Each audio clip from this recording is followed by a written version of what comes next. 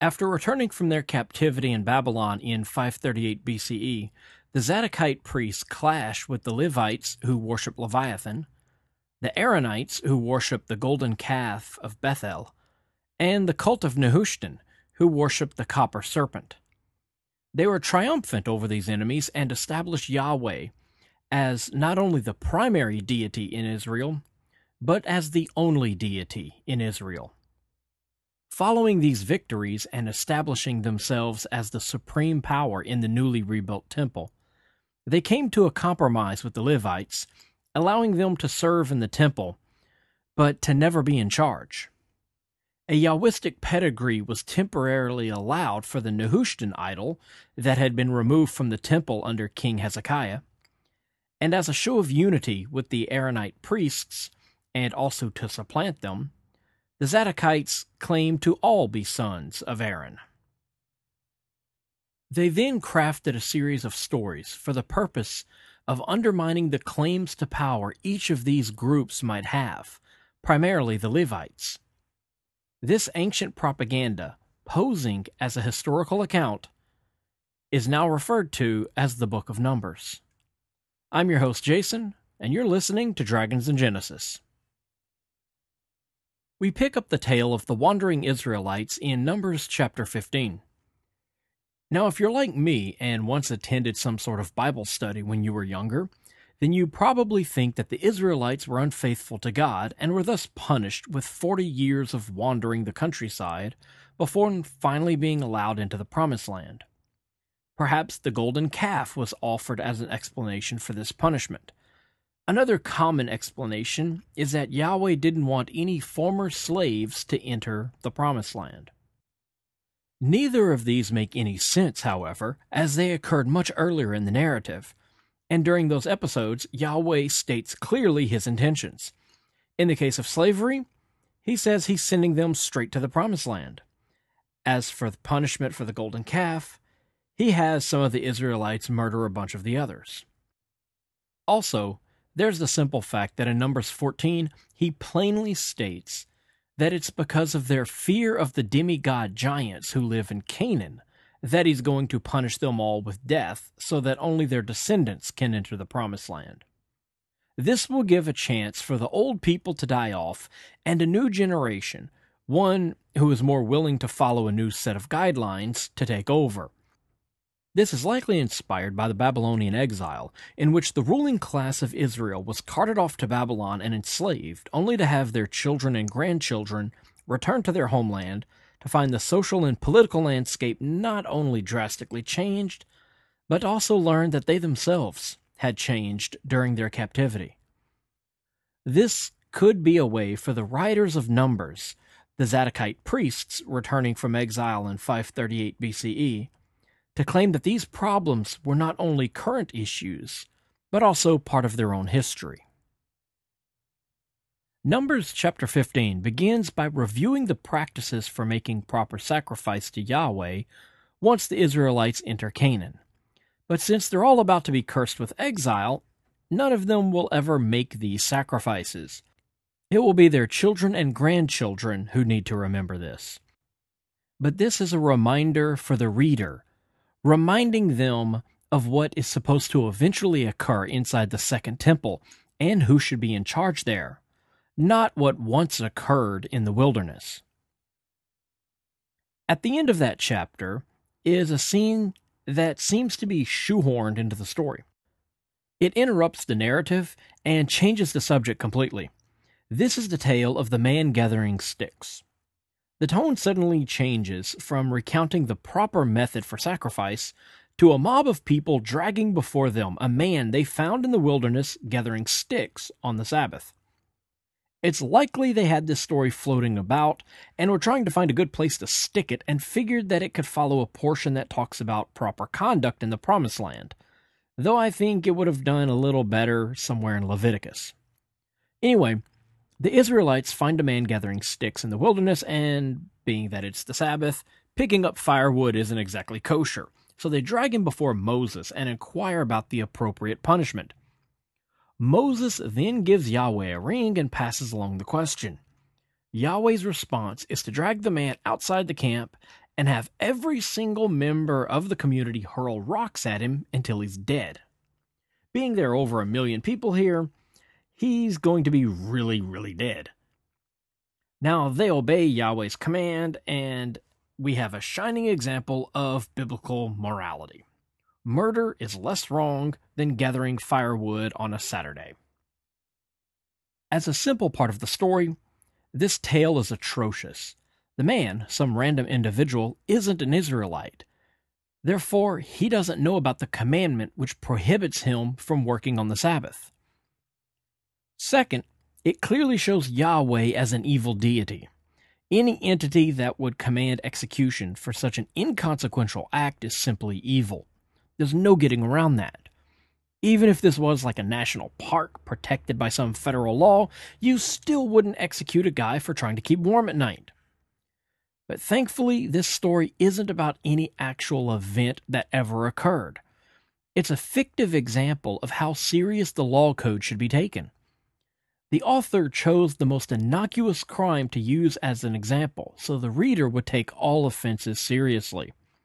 Of course they'll execute someone for murder, but what if the crime was less impactful, like taking a peek behind the magic curtain in the temple? If they once killed a man for stick gathering, then anything which is forbidden can have equal consequences.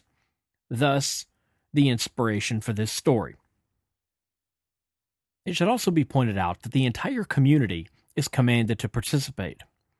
This spreads culpability around so that everyone is equally guilty, yet no single person shoulders the guilt of the execution. We all just threw one rock, and that's not enough to kill a man, so I couldn't have killed him. It's the same reasoning behind giving one man in the firing squad a blank. That way you can always say that it was the other guy's bullets that killed him and not your own. After this, a group of Levites stage an uprising and attempt to wrest power from the priests. Yahweh's predictable response is to attempt to murder every single Israelite in existence, but he's eventually talked down to only killing the Levites who revolted. The fire pans are then taken from the Levites and hammered into plating for the altar, for the purpose of reminding them that none of them can ever serve as priests to Yahweh. It's a prime example of the priestly writers inventing examples of why the Levites in the 6th century BCE cannot be allowed to run the temple. This theme comes up again and again in the book of Numbers, including chapter 18, when Yahweh offers concessions to the Levites after again stating that only the current priestly class can ever hold power, but he gives them an elevated station as part of the compromise. Another example is inserted into chapter 25, where it does not at all fit the context. In this case, a story about whoring with Moabite women and being tempted by Semitic deities. Later, it comes up in chapter 31 as the spoils of war are being doled out to the Israelites after defeating Midian.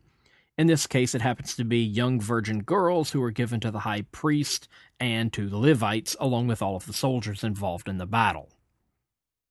So, much of the book of Numbers concerns itself with preventing former rivals to the priestly power from ever striving to regain their positions. A widespread group of priests from every tribe who once sacrificed in the temple and at altars across the countryside have since been demoted to staffing the temple for the newly victorious Zadokite priests. These priests, who we are told in the book of Job have the power to awaken Leviathan, are given such concessions as cushy jobs within the temple, elevated status among the Israelites, and virgin sex slaves taken from the towns that they've conquered. That makes up pretty much 1/3 of the book of Numbers. Another third is their exploits in genocide and conquest, and the final third is pretty much just Yahweh trying to kill all the Israelites for whatever reasons he can think of, with the next example popping up in the very next chapter, chapter 17. After Yahweh kills the 250 Levites who revolted, which he did by opening up the ground so they fell into the molten lava, the entire Israelite community rose up against Moses and Aaron for causing the loss of life. Again, Yahweh threatens to kill everyone, this time with a plague. He unleashes some disease upon the community, but before it can sweep through and put an end to the story for the Israelites, Aaron saves the day by running through the camp with burning incense, spreading magic smoke that stops the plague dead in its tracks. So the mighty powers of the creator of the universe can be halted by smelly smoke. Again, in the next chapter, the Israelites curse their rotten luck because they're dying of dehydration and ask why they were taken out of Egypt only to be killed in the wilderness for lack of water. Yahweh has Moses summon another magic spring from the rock, and the Israelites drink up. This mirrors the water from a rock miracle that we saw in Exodus after they fled Egypt. Now don't forget about this scene, because we're going to come back to it at the end of this episode. Just as in chapter 20, the Israelites once again curse their rotten luck in chapter 21. This time it comes after the sacking of several Canaanite cities. Once again, Yahweh's response is to attempt to kill everyone. This time, he sends seraph serpents to do the job. What are those? These are winged snakes capable of killing anyone that they bite. They're some type of celestial entity similar to the seraphim, which adorn the top of the Ark of the Covenant. They're basically just winged snakes. Like the plagues before them, these magic snakes sweep through the community, biting and killing as they go.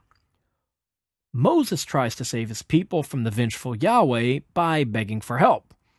And who does he ask for help? The same deity that sent the venomous, winged angel snakes into their midst. I think that by this time I'd be praying to another deity, one that isn't hell-bent on my destruction.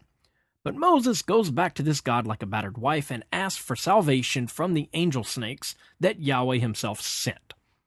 Yahweh, rather than recall the flying snakes, instead instructs Moses to cast a winged snake out of copper and mount it on a pole high above the camp. Anyone who is dying of angel snake venom can look upon the graven image of an angel snake and be instantly cured. Now, what the hell are we supposed to make of this bizarre scene? It makes absolutely no sense at all, like a Bronze Age episode of the Power Rangers.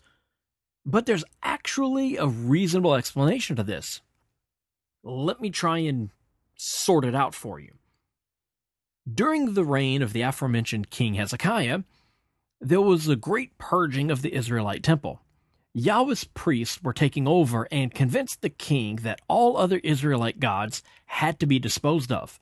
This meant that the priests and their idols had to be thrown out. The temple wasn't just host to Yahweh, but an assortment of deities, because at the time the Israelites were still polytheistic. Gods and goddesses like Leviathan, the water dragon, Nehushtan, the healing serpent, Baal Peor, the god of the mountain, and Asherah, the wife of Yahweh, along with many, many others, were all expelled from their religion and their icons tossed out of the temple. This was part of a transition from a visual icon-based polytheistic cult to a monotheistic counter-religion expressed as a mystery cult. It was a crucial step in unifying power under the Yahweh's priests and a repeat of what had already been done under the Egyptian pharaoh Akhenaten when he attempted to institute a monotheistic counter-religion many centuries earlier. But in order to claim that there's only one God, and he's the only God that you have ever worshipped, you have to answer some tough questions. Like, why was there a giant copper winged serpent statue in the middle of our temple for centuries? To answer this question, they chose to ditch the original origin of the statue, which was to the god Nehushtan, who we first saw in the Garden of Eden distributing knowledge in a story that closely resembles that of Prometheus, and instead to give the statue a new origin. This time, they gave it a Yahwistic pedigree through an act of Moses, who commissions the creation of the statue that once held a prominent position in the temple. Erasing one memory by creating a counter-memory is how much of their history was written, as is seen by the fact that they claim to have been imprisoned in Egypt for 400 years. This tale is no different. Rather than admit they were once snake worshippers, they claim they were attacked by evil snakes, and it was by the power of Yahweh that they were saved through a copper icon that they once held in their temple. The snake pole scene, like the stoning of the man in the wilderness scene, seems like a clumsy insert. It completely interrupts the narrative, which flows seamlessly without it. If you erase that scene from Numbers 21, the chapter begins with a conflict with Canaan, with several notable victories, has them travel around Edom, and then they battle the Amorites. The snake story isn't connected to the narrative in any way. It's a loose tale that was jammed into Numbers, but would have probably fit better in Exodus, perhaps following the golden calf scene. But let's get back to the Canaanite and Amorite conquests. If you attended Bible study or read any collections of Bible stories, you likely have the belief that for 40 years, the Israelites just wandered around the wilderness eating manna and trying to find signal for their smartphones so the GPS function would work. But that's not the case. As we see throughout Numbers, which covers this 40-year gap, they're simply bouncing around from one nation to another, invading towns and butchering everyone who resists, and even quite a few who do not. Over and over again, it's stated that they kill all the inhabitants of a city or a nation, every man, woman, and child put to death. They're not wandering through the wilderness. They're on a genocidal rampage throughout the Middle East, murdering, raping, and looting everywhere they go. The Promised Land is just the last stop on their list. Now, these invasions never actually happened. There's no evidence for a mass exodus from Egypt, nor is there any evidence that the Amorites, Amalekites, Moabites, or Midianites were suddenly wiped off the face of the earth. These were neighbors of the Israelites that they had been interacting with for centuries, alternating between times of peace and times of conflict, and often losing those conflicts. Feeling ashamed that a nation supposedly sponsored by the creator of the universe could ever be defeated in battle, and occupied by foreign powers, the priests invented stories in which the Israelites, with the help of their one true God, defeated everyone they ever faced. This served as an argument for what could once again be their future if they just obeyed the Yahwist priests. But if they turned their backs on Yahweh and his priests, then Yahweh would turn his back on them. And for that, they not only have numerous examples in the story about God's wrath, but also the recent defeat, annihilation, and captivity at the hands of Babylon to remind them. The next stop for the marauders is Moab, and when the king hears of their approach, he sends for a priest named Balaam. Why would he ask for this priest in particular? Because Balaam is a priest of Yahweh. Now, we're supposed to believe that only the Israelites worship Yahweh. They're his chosen people and the only ones who know about the one true God, yet we see on more than one occasion that this isn't the case. In Exodus, Moses discovered Yahweh while in Midian visiting Jethro, a Yahwist priest. He then brings this deity to the Israelites who previously, in Genesis, worshipped El Elyon. Now they're coming to Moab, and there we encounter more priests who follow this particular deity. Even according to their own fictive history, Yahweh is a regional deity, not a national god. So the Moabite king summons Balaam because he speaks to the same God that has been granting victory to the Israelites and wishes for him to curse the invaders. You may think that asking the same God that helps the Israelites achieve victory to also curse them would be fruitless. But this is the God that has been trying to kill them half the time, so it does make a bit of sense. Balaam summons Yahweh to discuss the matter and is given permission by the deity to visit the king. However, he must obey Yahweh's wishes. Balaam agrees and sets off with the elders who were sent to fetch him. Yahweh then changes his mind and doesn't want Balaam to serve as his own messenger to the Moabite king. But rather than simply tell Balaam to turn around, he sends an angel with a flaming sword to block the road and murder Balaam as soon as he approaches.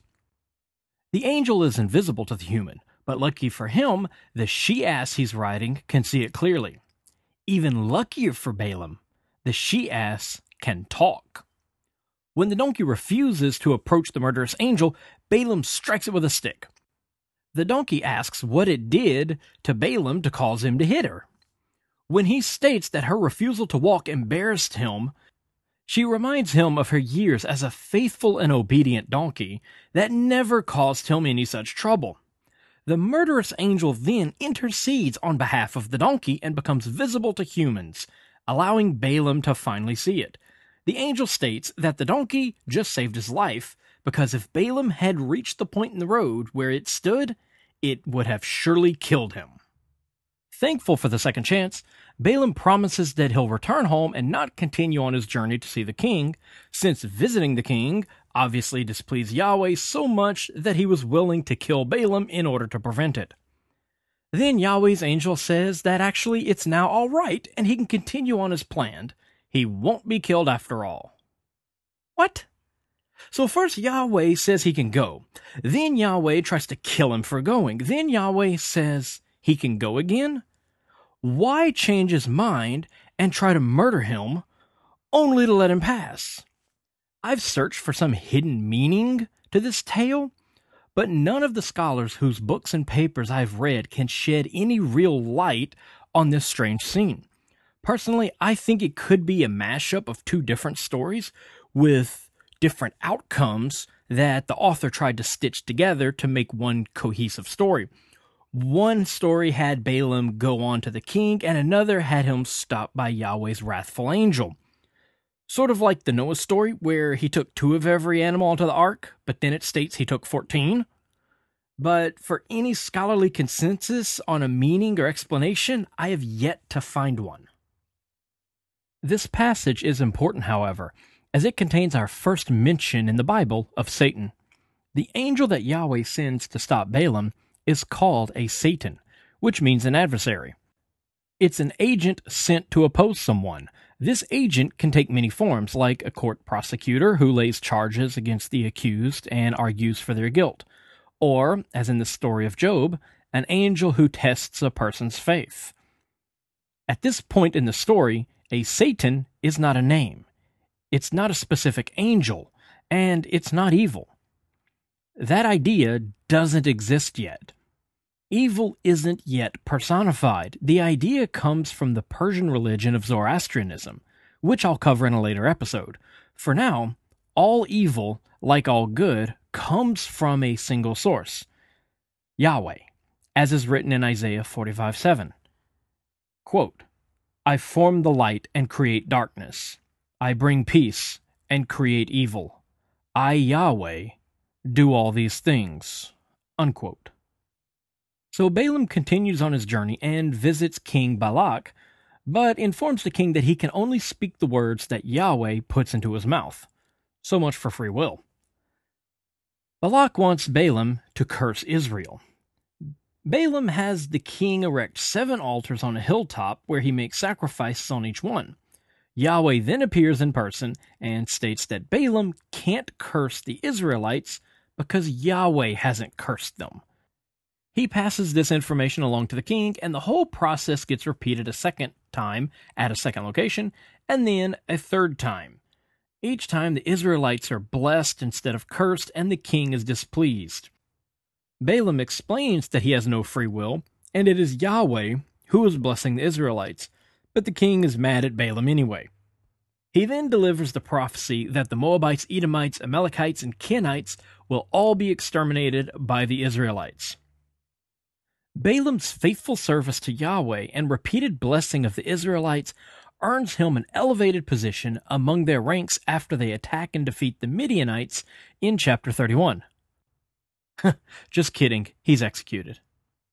In chapter 25, the Israelites profane themselves by hooking up with Moabite women and worshipping some of their gods, namely Baal Peor, the god of the mountain. Yahweh has Moses publicly impale the ringleaders, setting a nice example for Vlad to later follow. Then an Israelite man with a Midianite wife walks too close to the tent of meeting. Yahweh doesn't like the idea of an Israelite man taking a Midianite wife, despite the fact that this is exactly the arrangement that Moses has. So he unleashes a plague to kill the entire community. After 24,000 Israelites die, the grandson of Aaron kills the pair with a spear, which stops the plague.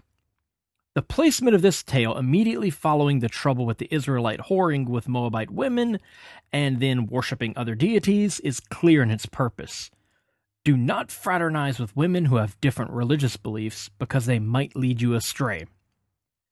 After this, Yahweh commands Moses to kill all of the Midianites. After the battle, when the Midianites are defeated, they execute all the soldiers who hadn't died in battle. Then they execute the kings. Lastly, they executed Yahweh's prophet Balaam. They then looted and burned all of the towns and captured all the women and children. Moses then approaches the army and gives them the following orders. They are to execute all of the male children. They are to execute all of the women. They are to then physically inspect the young girls and execute all those who are no longer virgins. The girls that are virgins are to be given to the soldiers as a reward. 320 are to be held back for the Levites who serve the temple, and another 32 are to be given to the high priest Eleazar. The story of Numbers is of genocide and conquest, of oppression and compromise, and of disappointment and petty revenge. From lashing out at the people for doubting Yahweh's greatness, to attacking them for asking for food and water, the deity depicted in this story never misses a chance to punish his followers for perceived slights, or in the case of Balaam, for doing exactly as he is told.